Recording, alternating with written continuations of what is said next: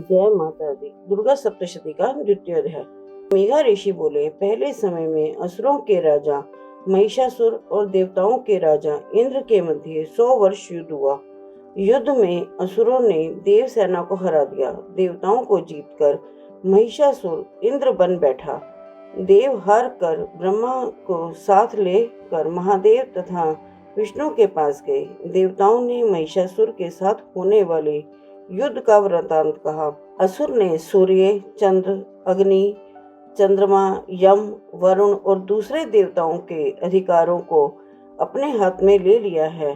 दुष्ट महिषासुर सब देवताओं को स्वर्ग से निकाल रहे हैं। इंद्र के शत्रु ने जो कुछ किया वह सब हमने आपसे निवेदन किया। हम आपकी शरण में आ चुके हैं। कृपा करके असुर को वध करने की चिंता करें। देवताओं के वचन सुनकर विष्णु भगवान और महादेव अत्यंत क्रोधित हुए। भुएं चढ़ गई और मुख तमतमा गया।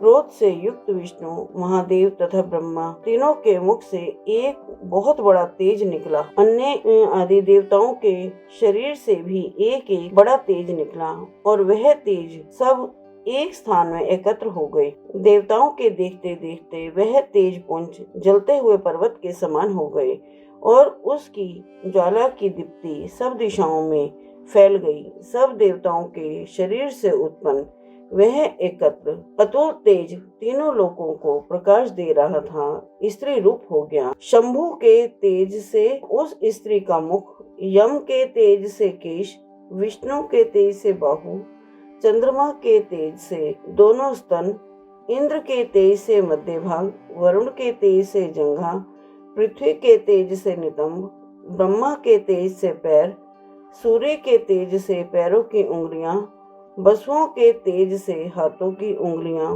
कुबेर के तेज से नासिका तथा प्रजापति के तेज से दांत उत्पन्न हुए। अग्नि के तेज से तीनों नेत्र, दोनों संध्याओं के तेज से भुएं और वायु के तेज से दोनों कान बने। इस प्रकार देवताओं के तेज से यह शिवा देवी पैदा हुई। तेज समूह से उत्पन्न देवी को देखकर असुरों से सताए हुए देवता प्रसन्न हुए। इसके पश्चात शिवजी ने अपने त्रिशूल से एक त्रिशूल निकालकर उस देवी को दिया और अपने चक्र से उत्पन्न चक्र विष्णु भगवान ने दिया। वरुण ने शंख और अग्नि ने शक्ति दी। वायु ने धनुष और बाणों से भरपूर चाप दिया। देवताओं के राजा इंद्र ने अपने व्रज से उत्पन्न करके एक व्रज दिया तथा ऐरावत हाथी का घंटा निकाल कर दिया। यम ने काल दंड से दंड निकाल कर दिया। वारु ने पाश दी। प्रजापति ने रुद्राक्ष की माला और ब्रह्मा ने कमंडल, सूर्य ने अपनी किरणों को देवी के रोमकूपों में भर दिया। काल ने खड्ग और उसकी निर्मल ढाल दी। समुद्र ने सुंदर हार, 2 नूतन वस्त्र, दिव्य चूड़ामणि, कुंडल, कंकण, निर्मल अर्धचंद्र, सब भुजाओं में बाहुबंद, पैरों के नुपुर, गर्दन में कंठा, सब उंगलियों के लिए रत्न जड़ित अंगूठियां दी। विश्वकर्मा ने स्वच्छ कुल्हाड़ा तथा अनेक प्रकार के अस्त्र और भेदा ना जा सकने वाला ऐसा कवच दिया।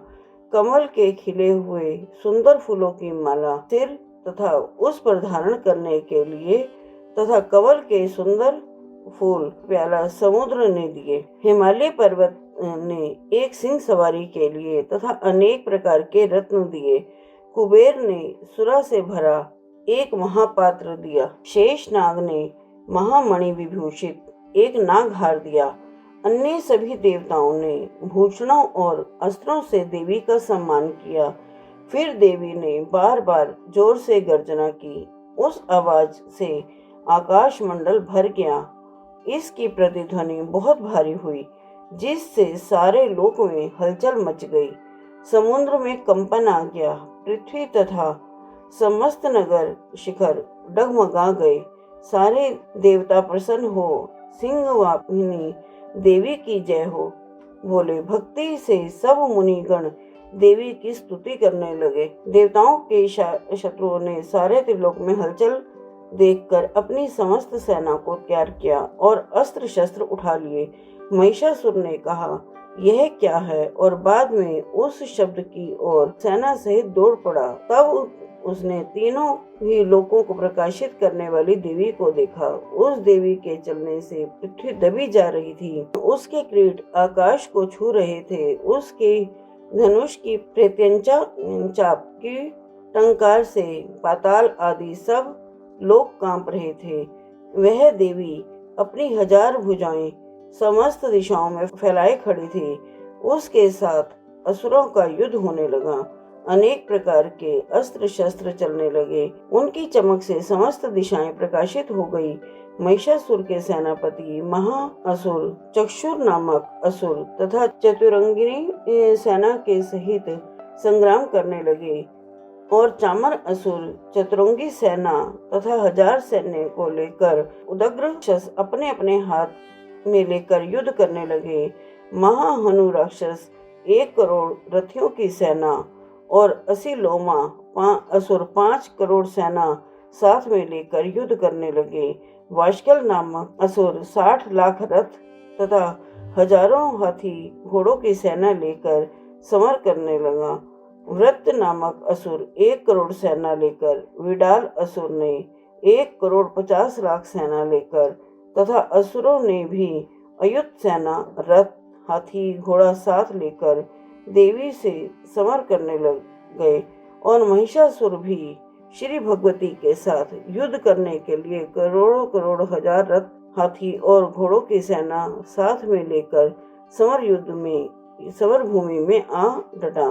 वे राक्षस गण तोमर, भिंदीपाल, शक्ति, मूसल, खड़ग, फरसा, पट्टिस आदि हथियारों से भगवती के साथ समर करने लगे।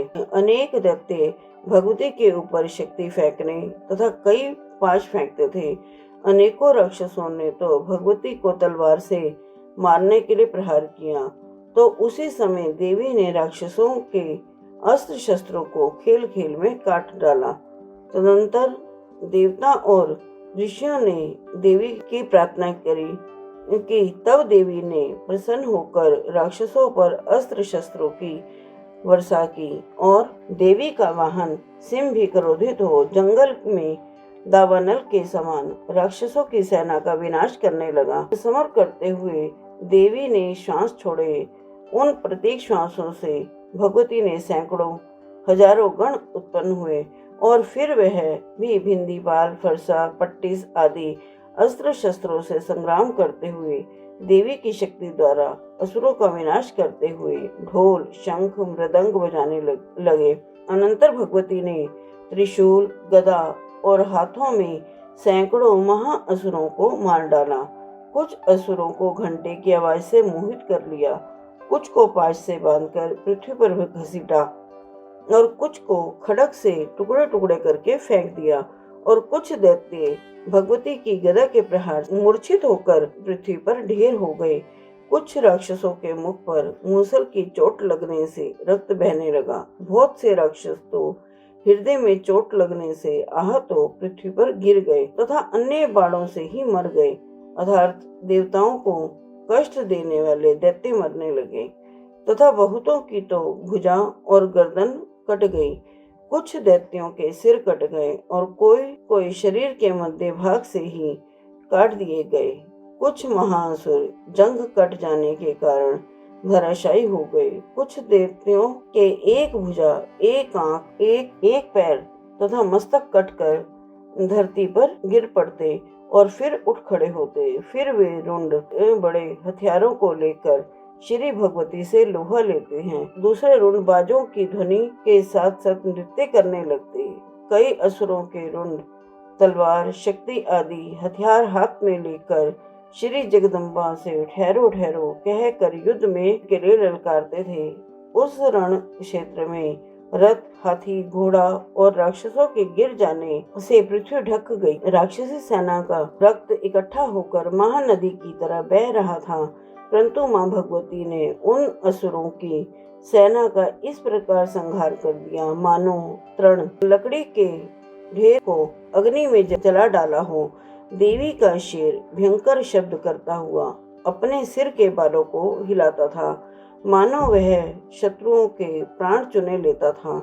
देवी के गणों की उन महादैत्यों के साथ ऐसा संग्राम किया कि देवता गण प्रसन्न होकर आकाश से फूलों की वर्षा करने लगे। इति श्री मार्कंडे पुराण में देवी महात्म्य में महिषासुर की सेनावध नामक दूसरा अध्याय समाप्त। जय माता दी।